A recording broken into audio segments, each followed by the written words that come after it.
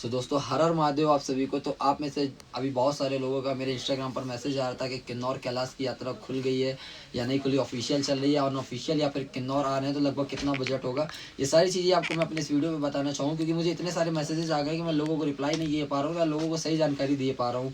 एक तो नेटवर्क नहीं आ रहा, नेटवर्क का बहुत ज़्यादा इशू है, सबसे बड़ी दिक्कत नेटवर्क की है। तो मैं बहुत सारे मैसेज सीखने के बाद चलो मैं बताता हूँ वीडियो में आपको कैसे क्या करना है, कहाँ से आना और यात्रा कैसे चालू हो रही है।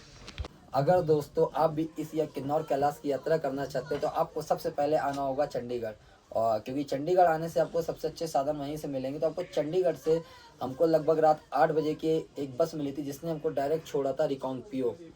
क्योंकि इस बार किन्नौर कैलाश की जो यात्रा है वो 2 गांव से शुरू हुई है, एक है पुआरी गांव और एक है टांगलिंग गांव। टांगलिंग गांव से अगर आप अपनी यात्रा को चालू करते हैं तो वहां से पुआरी गांव के कंपेयर में लगभग आपको 4 किलोमीटर ट्रैक में काफ़ी डिफरेंस आएगा।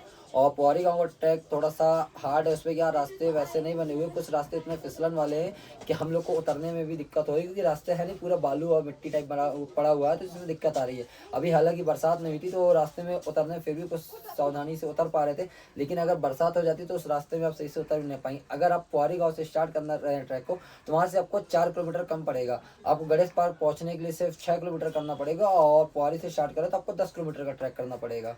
दोस्तों सबसे पहले आपको आना है चंडीगढ़। चंडीगढ़ से आपको डायरेक्ट बस मिलेगी रिकांगपिओ तक की।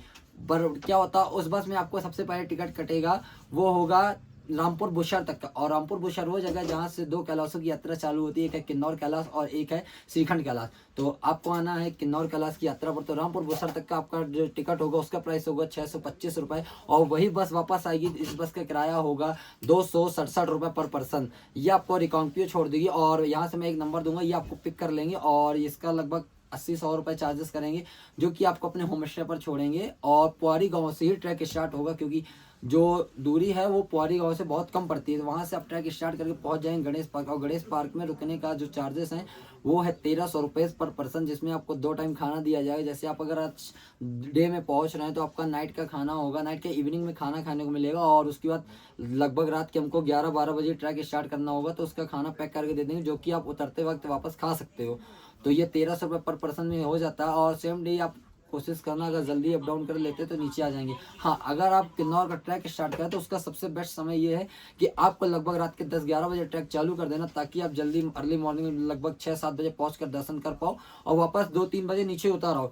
3 बजे नीचे उतरने से आपको एक फ़ायदा ये होगा कि सेम डे में आप वनडे में अप डाउन कर दें, जिसकी आपकी कॉस्टिंग बहुत कम आएगी। तो ऐसे लगभग 625 ये और 267 रुपये कॉस्टिंग हुई 1300 रुपये। और होम स्टे का होगा 800 रुपीज़ पर पर्सन, जो कि आपको पुआरी गांव में रुकने को मिलेगा। वही अपनी गाड़ी से आपको ट्रैक तक छोड़ देंगे। और पुआरी गांव का जो स्टे का चार्जेस है वो 800 रुपीज़ पर पर्सन है, जिसमें आपको 2 टाइम का फूड उसमें भी इंक्लूड है। इतना चार्जेस आपके लगेंगे। और इसके बाद जो यात्रा है वो अनऑफिशियल चालू, ऑफिशियल रूप से यात्रा पूरी तरीके से बंद है।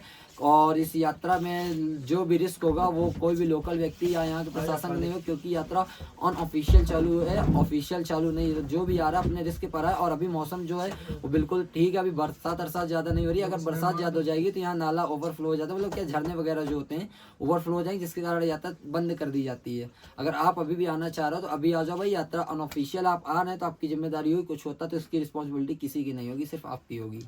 और दोस्तों हम लोगों ने अपने जो किन्नौर कैलाश का ट्रैक होता वो हम लोगों ने अनऑफिशियल किया था। हम लोगों ने कोई भी गाइड या पोर्टल नहीं लिया था, क्योंकि हमको उसकी ज़रूरत नहीं थी। हम लोग को मतलब अपने पुआरी गाँव से स्टार्ट किया। पर पीयूष भाई ये बताओ ट्रैक पे आपको क्या लगा, कैसे कहना चाहोगे? भाई आप कभी भी आओ तो एक बार किन्नौर जरूर करके देखना और फिर से चढ़ के देखना कि किन्नौर जा सकते हो या नहीं जा सकते। ठीक है, बाकी आप लोग भी आओ, गाइड या पोर्टल लेने की ज़रूरत नहीं है। रास्ते में 150 से 200 लोग डेली आ रहे हैं, आराम से ट्रैक करो, बढ़िया मज़ा आएगा।